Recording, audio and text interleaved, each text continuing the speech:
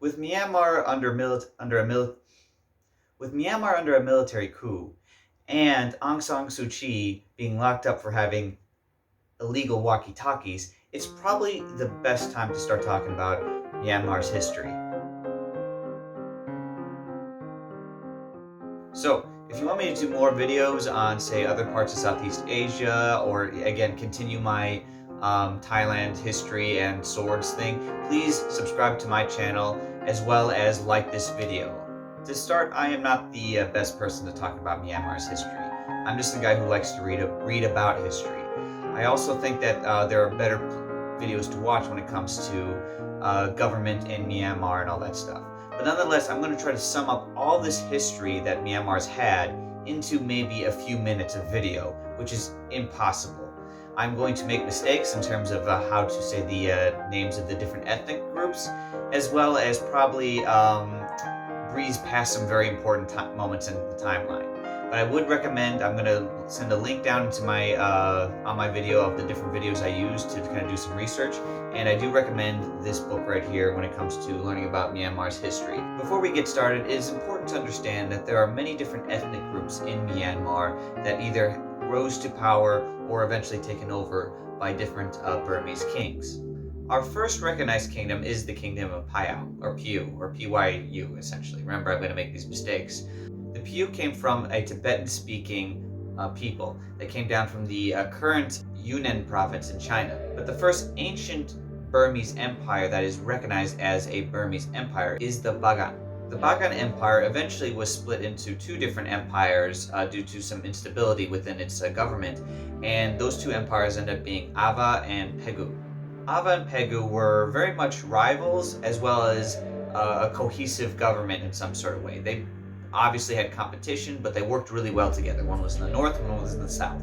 But Pegu ended up being triumphant. Pegu, or the Tongwu dynasty, ended up pushing the empire to its largest it's ever been in terms of land. Alright, it even pushed to Ayutthaya, which is roughly around the time when King Naresuan was born. They also pushed on to Longchan, which is a current-day Laos. This empire lasted for about 60 years, until it started losing ground, until the Kongbong dynasty came. The Kongbong dynasty is the last dynasty in Burma. It is the dynasty that destroyed the city of Ayutthaya. It is also the dynasty that King Rama I, one of the kings of Thailand who I've done a video on, fought against in the Battle of the Nine Armies. It is also the dynasty that eventually the British conquered. The last monarch was King Thibaw, and he was eventually exiled to India and forgotten. This is where we start to see a link from the past to now. During its colonial occupation, the British divided, integrated, employed from overseas, educated. They also neglected many other ethnic groups. The occupation differed from urban areas to rural areas, so much so that some people never actually saw a British person in their entire life, even during their occupation. Nonetheless, British rule exacerbated some issues among ethnic groups. Many anti-British political groups were created. Even during World War II, when the Japanese eventually took over Burma, these issues between the political groups even got more exacerbated. But in 1947, Aung San, and yes, Aung San Suu Kyi's father, helped negotiate Burma's independence. But unfortunately, he was assassinated by another political group. In 1962, General Ne Win set up a one-party system after he took over.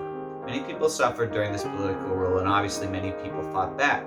The most famous event was the 88 protests. Because in 1988, protesters went up against the military, but the military violently suppressed the protests.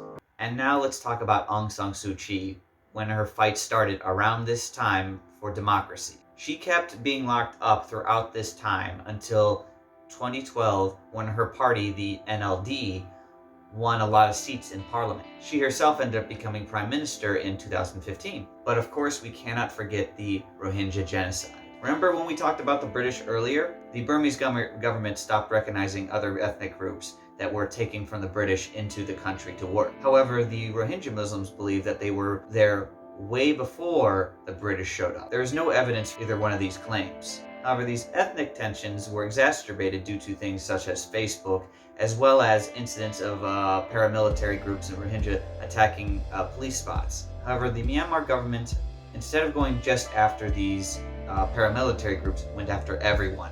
Aung San Suu Kyi has obviously been criticized for not speaking up against the military. What's important to understand here is that the military has about 25% of seats in parliament, which is, as of right now, is a multi-party system.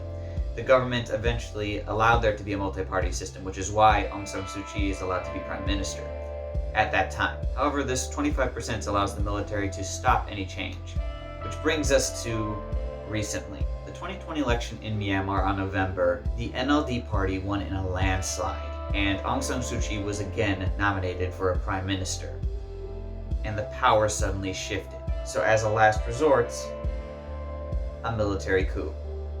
And that brings us to today. And as of today, Aung San Suu Kyi is being charged for illegally owning specific walkie-talkies that I guess are foreign. Well, hopefully that is a good summary of the Myanmar history. There's a lot more, obviously, that I skipped over, and maybe certain important details that are probably needed as well.